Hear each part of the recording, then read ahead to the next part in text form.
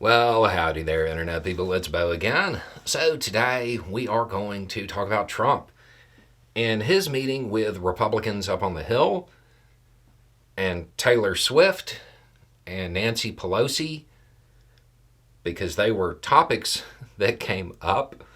And we'll just kind of go through what's reported as far as what was said during these meetings.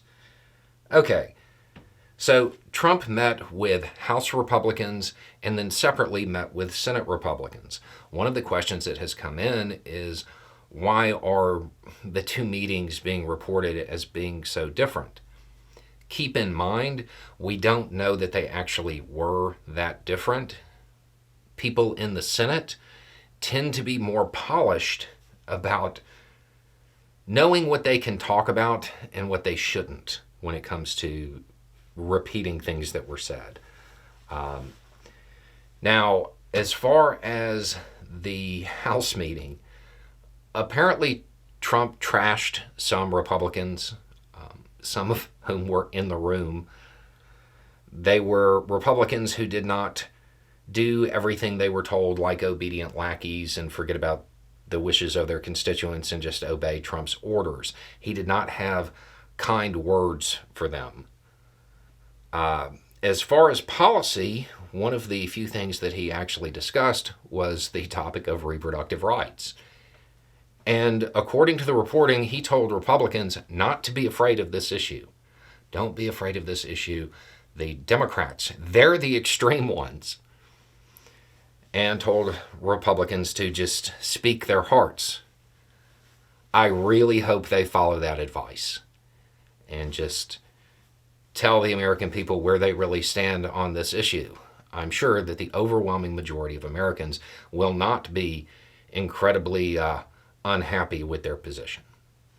I think that Trump is offering Republicans the exact advice they need right there. So then he talked about Taylor Swift and questioned why she would endorse Biden over him because Biden is, quote, a dope. I don't know. I think it's worth remembering that recently Taylor Swift stopped a show because one of the concert goers near her was in distress, and she realized that and got the attention of people to get that concert goer assistance. How many people were hospitalized at that Trump rally because of the heat? Maybe there's just a difference in personality there.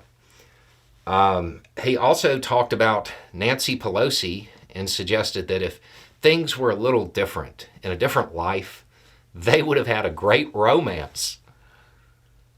That was quickly refuted. One of the daughters posted on social media and said, "Speaking for all four Pelosi daughters, this is a lie," all caps. "His deceitful, deranged obsession with our mother is yet another reason Donald Trump is unwell, unhinged, and unfit to step anywhere near her or the White House." He also went on to talk about Hannibal Lecter again for whatever reason. Now, all of this comes on the heels of his incredibly bizarre discussion about sharks and batteries on boats and being stuck in the water with a battery and a shark. And if you missed that, you didn't really miss anything. Just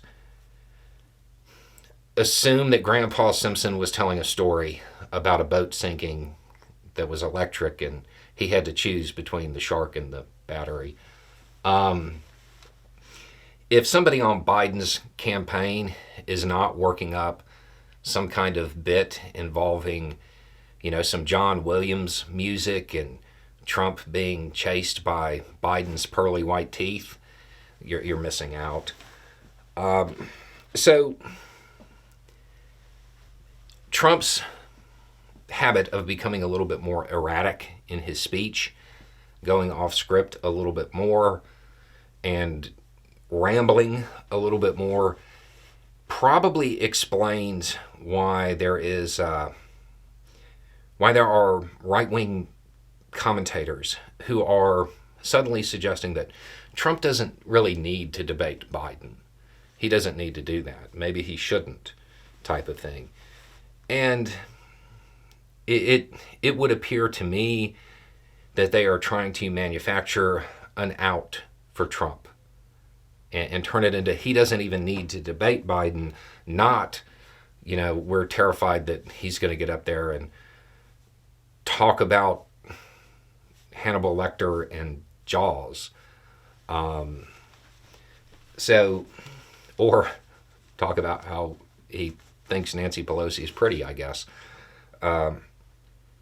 So I would be ready for more of that, for more manufacturing of the idea that Trump, he's so good at debating, he doesn't need to debate, when the reality is they're probably a little concerned about things he might say. Because his audience at his rallies, they're not the same as the audience that would be watching a debate. And his, let's just call it meandering conversational style, may not be received well by everybody. So I would be on the lookout for that. Keep in mind, Trump, he debated Biden a couple of times previously, lost, and then has dodged debates ever since. He said that he didn't need to when it came to the Republican primary and everything else. He has avoided doing that since the last time he was on stage with Biden. Which at this point, I get it.